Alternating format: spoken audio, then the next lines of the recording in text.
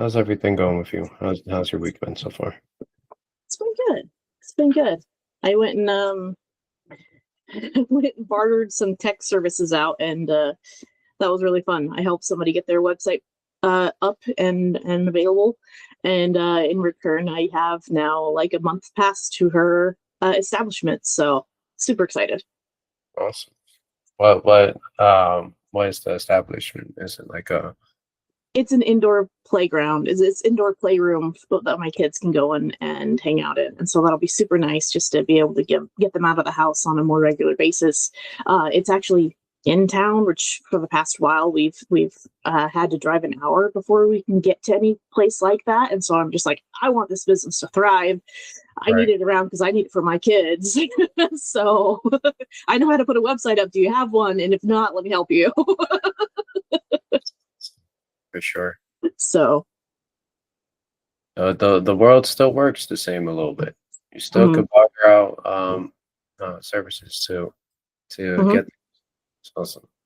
Money is just another way of bartering. It's just a way of assigning services to a value amount that you can then exchange for other services in a different way. So it's just a way of exchanging services between three people instead of two. That's all money really is. I love that perspective Mhm. because really it is just energy. It's an Yeah. energy transfer. It doesn't matter if it's money, a dollar, or like a thing, an item. Hmm. It's like it's all the same. Yep. Which also helps with the because I've had money blockers in the past because honestly I was misinterpreting some Bible verses where I would hear, you can only serve you can serve either God or you can serve money. And so like I would say, oh well, that means money's bad and evil because it's the opposite of God. Well, no, you can only serve one person.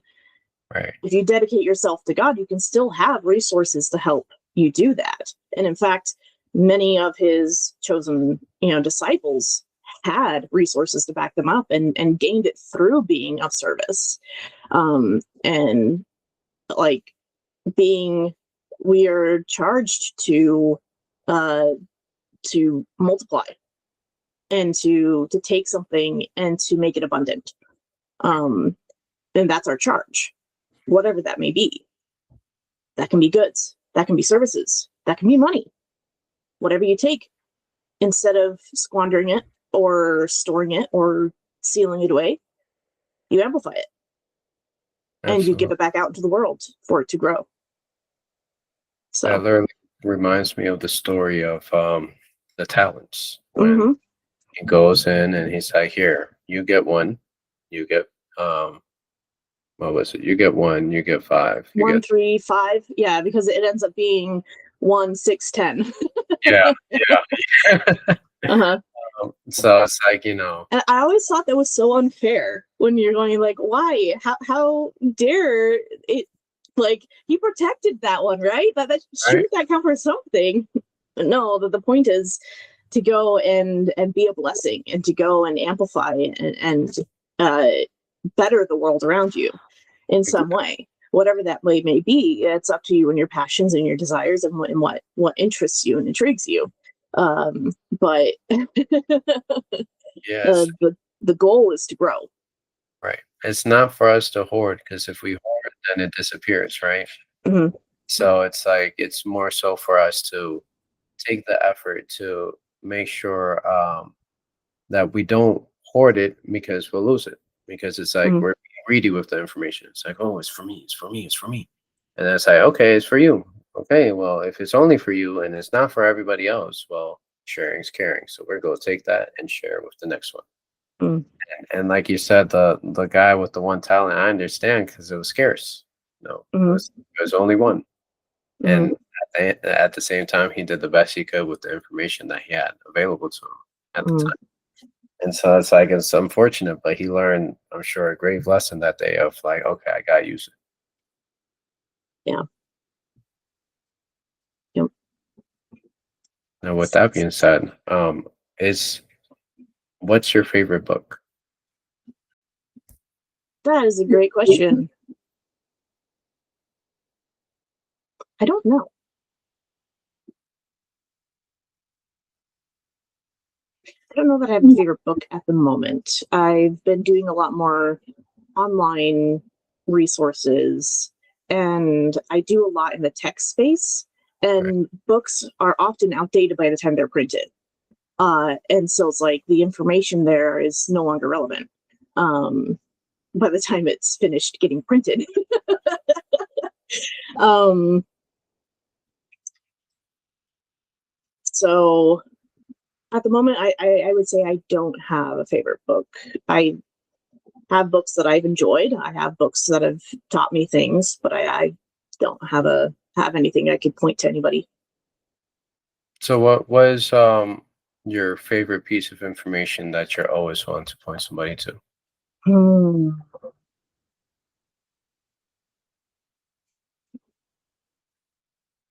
good question.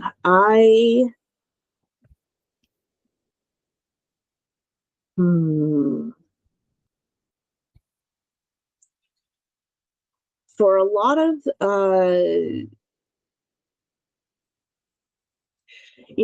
with my gifting group, I often will reference uh the um the five love languages. I like that Mm, I like that ideology, and I feel like it helps to find other creative ways to gift than just a gift.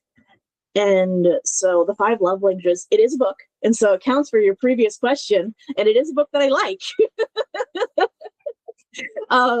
But I haven't actually read that book in a long time. It is a piece of information that I've kept with me and that I utilize because it's like I know that my husband resonates more whenever something is written down.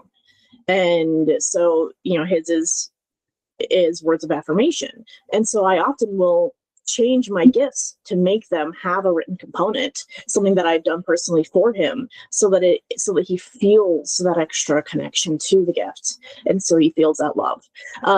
For me, mine is more physical touch, which is like when it came to friends group, I was like, don't you dare hug me unless you like are like a good friend of mine, because I was protecting that for myself of uh, only those who I'm really connected with will I, let into that space and let into my bubble.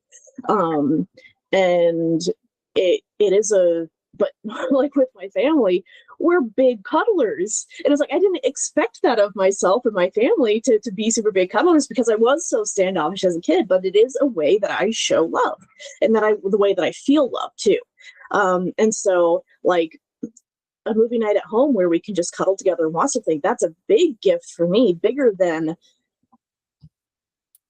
say a pack of stationery or something. I'm just like, that's pretty. Will I use it? I don't know. But if it's something that I can, use to make those, those physical connections a bit stronger on my end, then that helps me to feel that love a bit stronger. So, and that's part of what I do with the great skiff, my great skift community, is I help to give that inspiration of these additional ways of combining those and helping to bring that inspiration of it. It doesn't just have to be a candle or a bath set or a gift card. I have things against gift cards. Gift cards are great for certain situations. Uh, my favorite gift card is to give you the wrong gift card. oh It's like no. it's like happy birthday, grandma. It's like, whoa, hold on, what is going on? See, but you're gifting a joke. And it's the humor that comes across as for that, but also you could give jokes another way. You could have a card that said something like that and just be like, anyway. No, but I love that. Like the five love languages is Mhm. definitely something most people don't know about. It's like that's a super secret weapon where it's like, oh, hey, Katrina, I love you so much. Let me give you $5,000 and then you're gonna work for me forever. You're like, oh well, thanks, like I appreciate it. Yeah, I don't think I'm working forever for this guy Yeah, because no. I don't care about cash. Like, Yeah. what I mean, that's nice, but you're only getting me for a month on that rate. It's that. Come on. or it's like, oh, here, spend time with your family. Let me buy you a trip so you can spend time with your family and enjoy that Mhm. vacation. It's like, boom, it's like I created an experience. And Yeah. now you will remember that. And then who Mhm. calls that? Oh, it's me. And so it's Mhm. like, that's a better gift than anything else. But you Even if got, it costs you the same, being $5,000 for that trip, right, it may be the same dollar amount, uh, but it's so much more impactful when there's meaning and there's purpose behind it. exactly. It's like for me, um, I'm a little bit all over the place, but like for the most part, if you give me a gift that has value, like has meaning, I'm gonna love that gift. So like a Hmm. shirt that's like custom made that has my kids on it, I'm gonna love that more than anything. I Hmm. had this super lovely mug with some pictures of my kids, and then I was so devastated when that broke. And I was like, Hmm. it was $5. It didn't cost that much. It was, but it's a meaning behind all Yeah. these or the specific person that Hmm. makes it super important. For And I sure. guess for the people who don't know who we're talking with, because I have not introduced our guest because we just got into it. We're talking with Katrina, and she is a very legendary community owner of the Hearts Heritage community. Yes. And right here, if you do enjoy everything that she's saying, because she's like that five love languages is definitely something to take home and just share that with your people. Join her community. She's has amazing wealth of experiences and knowledge that you could take away from her. So go ahead, Yeah. click the link below and enjoy this whole experience. Yeah. And let me tell you a little bit more about Heart's Heritage in particular. That's a little bit different than just the five love languages that I was talking about before. Um, Heart's Heritage is a way of connecting with those because the five love languages, it works really well with those who are still here and works really well with those who are nearby or you can communicate virtually with and to be able to connect with them. But what about those who have passed? What about those in your ancestry? What about those who you don't have a good connection with at the moment? You're not able to reach them and you miss them. So, what Heart's Heritage is about giving relief to those feelings of grief and giving it's a community. It's private and there is a paywall to get in because I want to keep it a secure and a safe place for those who are interested in expressing themselves in whatever way they need to in the moment. And it might be that you need a hug. It might be that you want to celebrate. You want to celebrate the life of somebody who has passed on, but you don't want to trigger those who might be feeling hurt by their loss. And so it's a spot to both celebrate and to express yourself and to get a hug if you need it. Granted, virtually at the moment, but as best as we can to help and support in this type of environment and in this online space where we can connect globally, and because energy transference can happen via online resources. You don't have to be in the same place as somebody to still feel their love and to still feel that connection and to feel heard. Um, and so that's the goal of Hearts Heritage. That is what we have built as a safe space, as an opportunity for people to come in and join, and to be able to remember those. And one of the ways that we do that is monthly. We have a workshop where we get together and we express our love through various artistic expressions. Whatever, however you best feel artistic and express the most, we want to give you a creative outlet and a time and a space for it to recall, to remember, and then to express and let out that love and get it out there and to relieve that pressure from your heart of all that excess love that's been building up, to have it a space for it to paint a picture, to paint a memory, to create a song, to craft a menu, whatever it may be, however you feel that best connects with your skills, your creativity. And it doesn't have to be perfect. It just needs to be an expression. That's amazing. And all that you get, literally all that, just for the measly price of $19 a month. So that's Absolutely. really amazing. Thank you for that. Yeah, why you capping? Why you capping? No, feel like a rubber band. I've been snapping. No, yeah, I've been up here with my team, so you know this what I mean. We been going up like NASA, bro. Run it up. I swear we getting these numbers up. They saw me back then, I'm coming up. I'm about to mess y'all summer up. Been in the lab like all day. I hit a J like Beyonce. I saw him coming from far away. We need it all, need it all. So in terms of your community, I guess what are the questions that you ask your members as they enter? I want to know who in particular they're wanting to honor, just so that I can help support them the most and be able to, to help guide them a little bit better, and to help them to start thinking of those. If they might not have a particular person that they're looking for, and that's fine. That helps me to know how to support them best too. But if it's somebody who may have just recently passed, their emotions might come a lot stronger, and they might have a lot more of the oscillating of, this is a really, really hard day. So I just want to make sure that I'm on the lookout to make sure that I'm available for them, and that our community is available for them, to be that lifeline. If it's somebody who's like, they passed 40 years ago, there still are going to be times when they have a rough day and they'll need it. And so we want to make sure that we're available for that, but it's might not be quite as urgent. But I would be looking at, maybe asking them more questions to bring out those expressions, to let them have that time to reminisce and to focus on it, because I know that it's going to be harder for them to bring up that connection in their other social groups, because there is no time limit on grief. But sometimes in our socials, it feels that way, because, oh, well, I spoke about, it's been 3 years since they passed. Why are you bringing them up again? Because they're still in my heart, and because I still have fond memories of them. And I want to share that, and I want to get it off my chest, because, oh my gosh, I saw something that reminded me of them, and I really want to express that and so my love is bubbling up, and I want to get it out. And so I want to create a space. I have created a space for that, and to be able to make that a space for anybody to come in and do that. That's amazing, because truly it's like it's never done, because for the rest of your life they live in your hearts. Absolutely. Literally. So it's like always a process that is way longer than you expected, because you expected it to be shorter. You didn't expect it to last a lifetime, right? Or even think of it lasting a lifetime. Yeah. So I get that, because it's like, you don't want to see that sad stuff on your feed.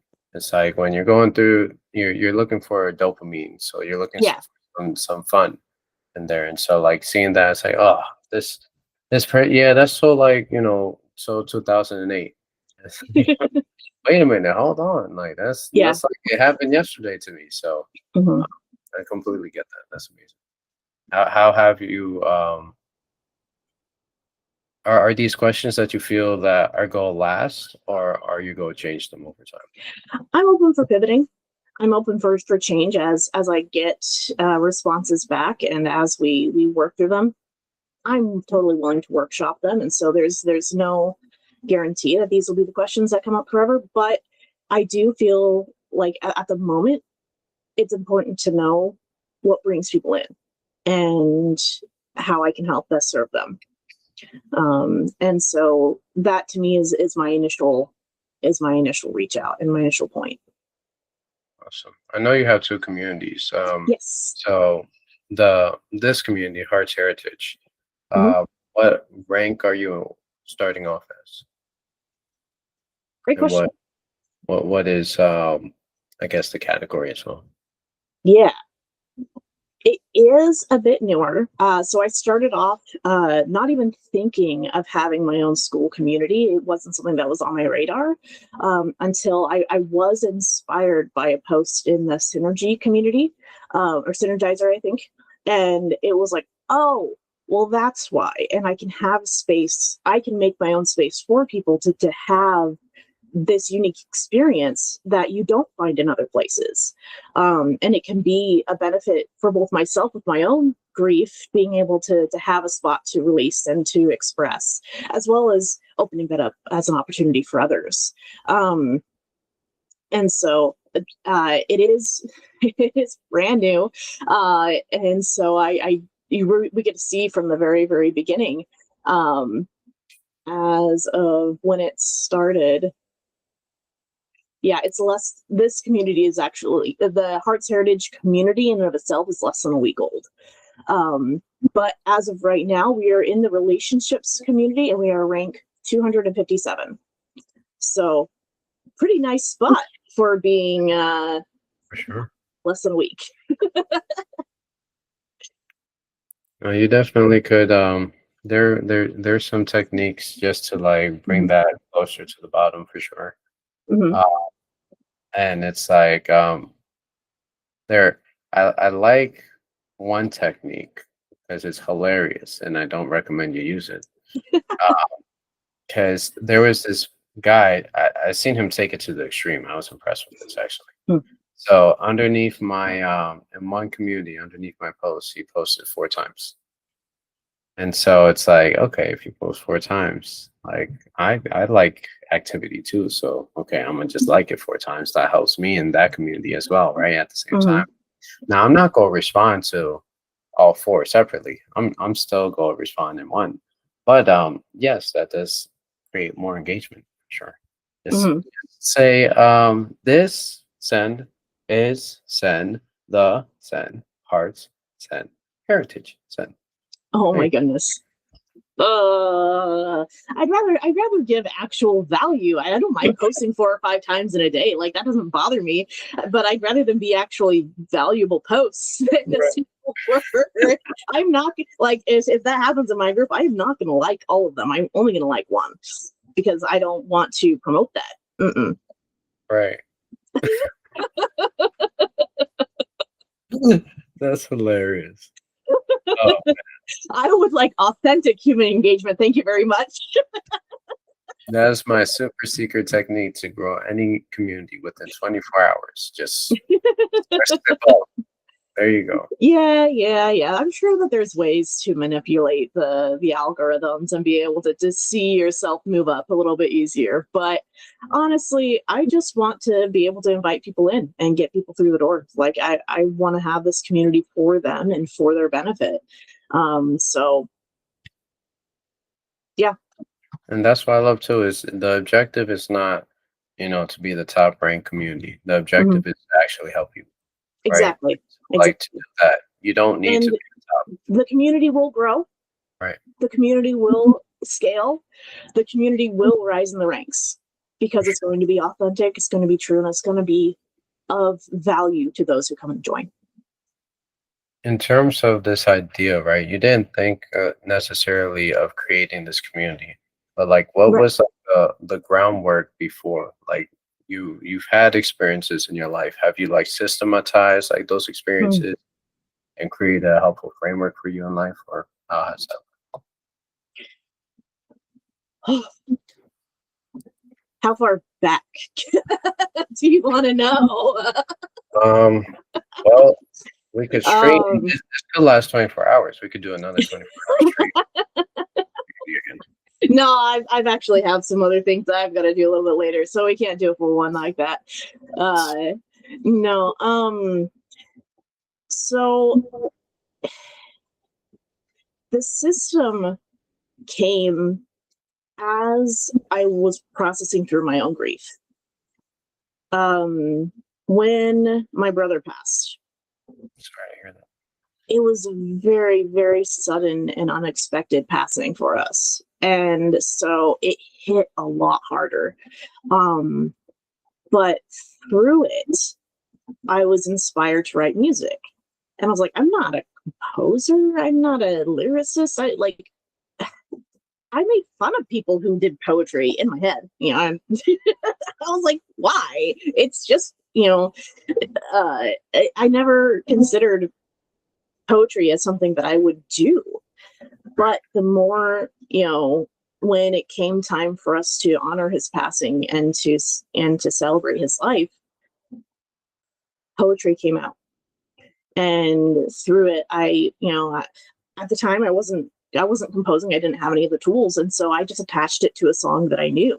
And I just added another verse that was very specific to him. And we shared it. And, the first couple of times, couldn't hardly get through the verse singing it. By the 5th or the 6th time, I was able to sing it clearly. And so every time that I sung it, I was processing that grief and I was going through those expressions. And now I can talk about my brother. And, absolutely lovable person. He was super creative, innovative, bright, charming. And yes, he has passed, but his memory still lives on. And I'm able to talk about it without all those things that happened at the beginning, because it's hard. It's hard when you haven't expressed it and you haven't been able to process those grief emotions, because they get stuck and they block because because that's how the body handles things and handles big emotions. To protect itself, it bottles things sometimes.